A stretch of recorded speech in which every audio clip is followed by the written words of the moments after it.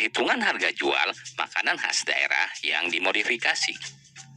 Harga jual adalah sejumlah harga yang dibebankan kepada konsumen yang dihitung dari biaya produksi dan biaya lain di luar produksi, seperti biaya distribusi dan promosi.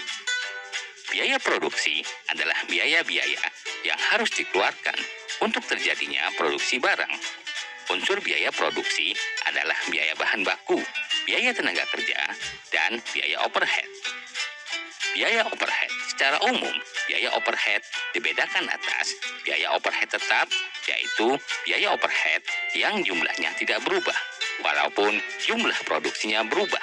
Kedua, biaya overhead variabel, yaitu biaya overhead yang jumlahnya berubah secara proporsional sesuai dengan perubahan jumlah produksi. Biaya yang termasuk dalam overhead adalah biaya listrik, bahan bakar minyak, dan biaya-biaya lain yang dikeluarkan untuk mendukung proses produksi. Jumlah biaya-biaya yang dikeluarkan tersebut menjadi harga pokok produksi. Metode penghitungan harga pokok produksi dapat dibuat dengan dua pendekatan.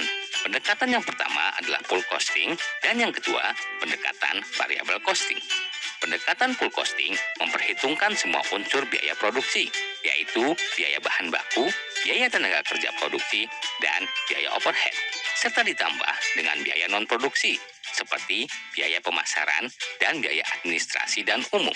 Sedangkan variable costing memisahkan penghitungan biaya produksi yang berlaku variabel dengan biaya tetap. Biaya variabel terdiri atas biaya bahan baku, biaya tenaga kerja produksi, dan overhead variabel, ditambah dengan biaya pemasaran variabel dan biaya umum variabel. Biaya tetap terdiri atas biaya overhead tetap, biaya pemasaran tetap, biaya administrasi tetap, dan biaya umum tetap. Metode penetapan harga produk secara teori dapat dilakukan dengan tiga pendekatan.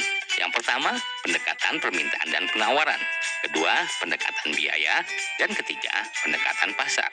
Pendekatan permintaan dan penawaran dari tingkat permintaan dan penawaran yang ada ditentukan harga keseimbangan dengan cara mencari harga yang mampu dibayar konsumen dan harga yang diterima produsen, sehingga terbentuk jumlah yang diminta sama dengan jumlah yang ditawarkan.